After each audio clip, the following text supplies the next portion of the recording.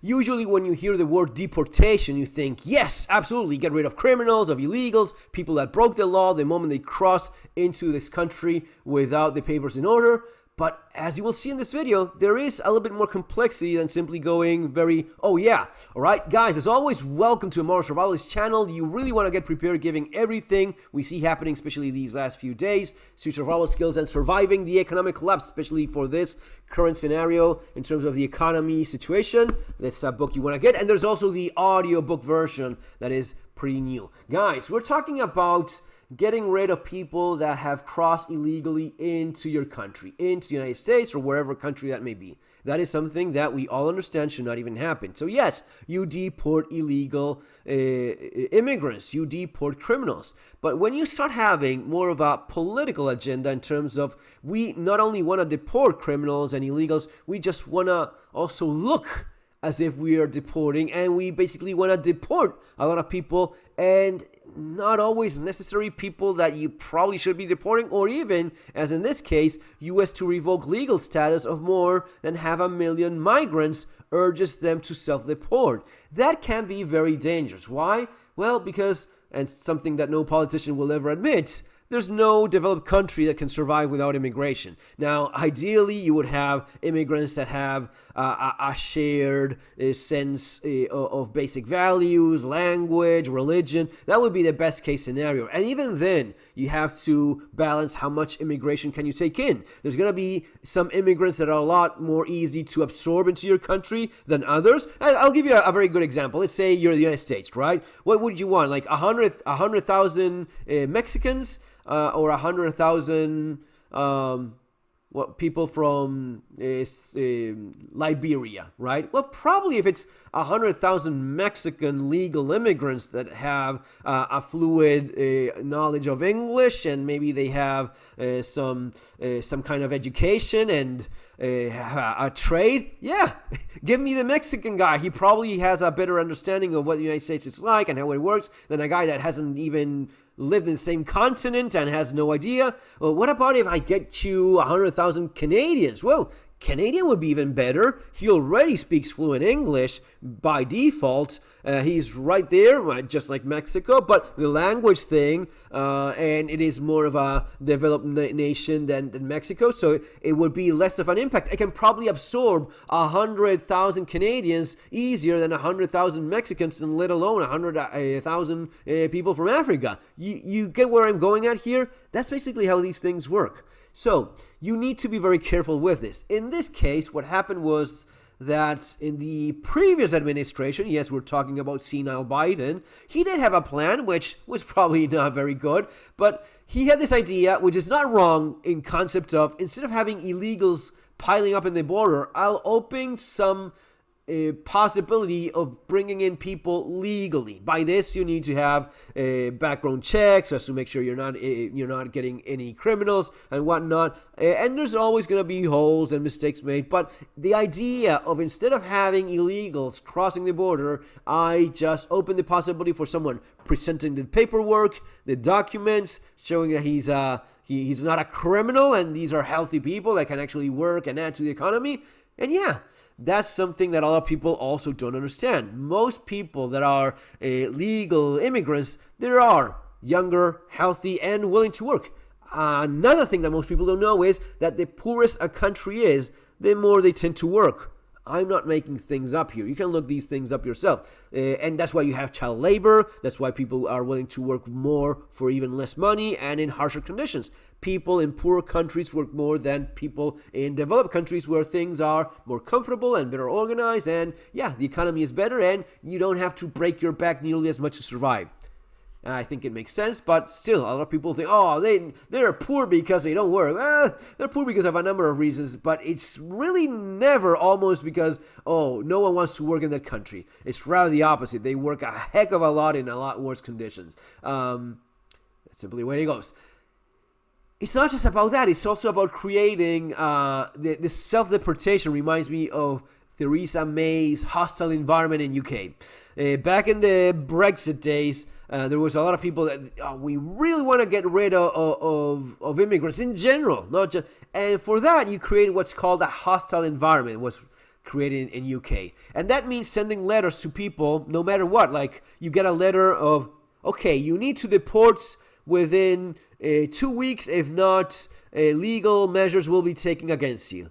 And you go, I've been living here legally for 20 years. What are you talking about? I've been married to a British citizen and have 5 children. You lunatics. Oh, no, it's not for you. It's for someone else. Or, well, have you checked your legal status? They don't know, but they just send letters, and it's harassing, and it's in the media, and it's constantly reminding you that, yeah, you'll get deported any minute now. Oh, but I'm a legal resident. I'm a legal immigrant here. I became a citizen. It doesn't matter. The hostile environment works in that way. Now, what they learned in UK the hard way is that when you have a hostile environment, guess who leaves?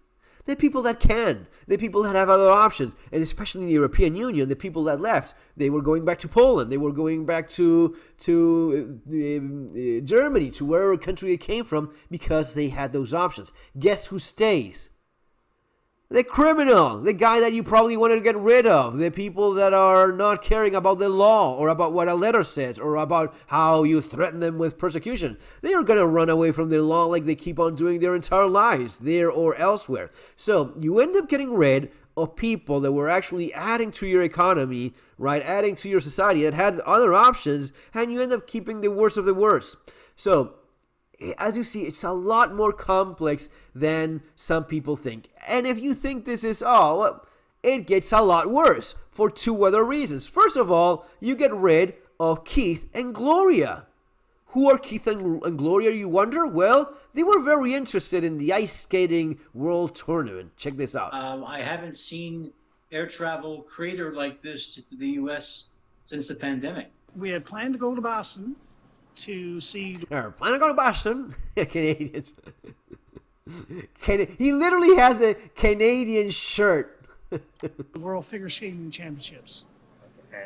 And I didn't like when the political climate went upside down. Gloria did not appreciate the political climate. She's not a green-haired, liberal, wokey 20-year-old. She's Gloria from Canada. I want to go to a ice skating tournament in Boston. And she says, no, I don't want to go. And she's not going to cry, whine, start blocking the streets. She just doesn't go. And fuck it, you don't know how bad that is. I'm really, because Gloria and Keith on their own, they may not matter a whole lot, but when you have this, like, in mass, when you have millions of people, it starts affecting something else. It starts affecting this number here, which is tourism. Now, it is maybe not the first ranking, it's not the second ranking, it is the third ranking country by tourism, the United States. It is a lot of money. A tourist is a lot of money. A tourist is a guy that wants to go there for a very short period of time, spend a lot of money that he was not even producing in your own local economy. He's just sucking up money from somewhere else and dumping it very quickly into your own. He goes to hotels. He spends money on the more high-end stuff. He goes to restaurants. He spends dumb, idiotic as fuck tips in the United States.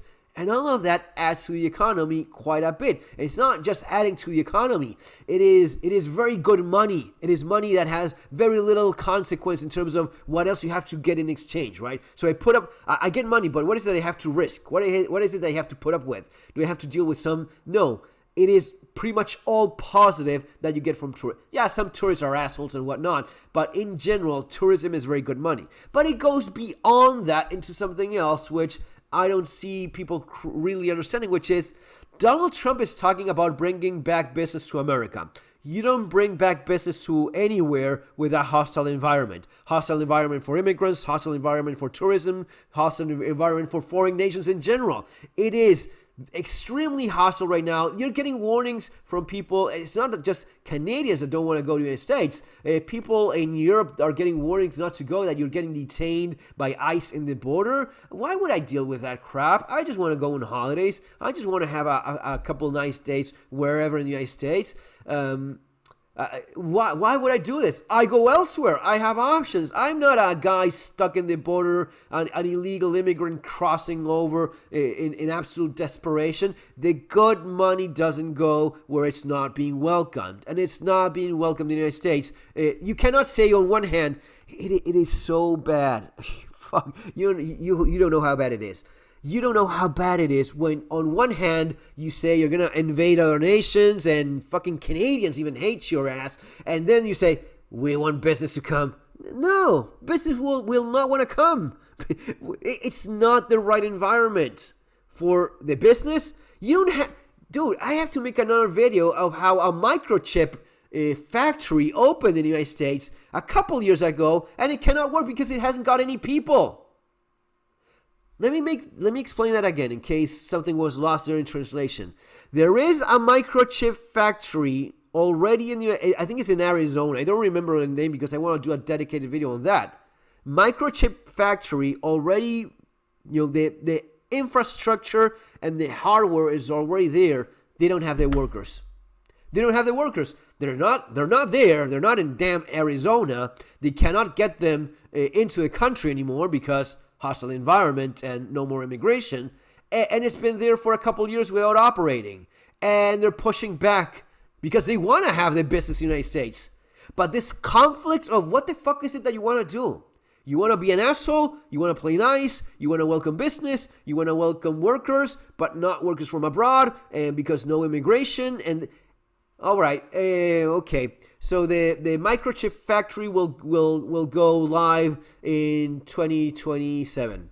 Now they're backing it to 2028, maybe, or maybe closing and not opening ever. And it is crazy that microchip factory in fucking Arizona will be yet another empty factory in the United States.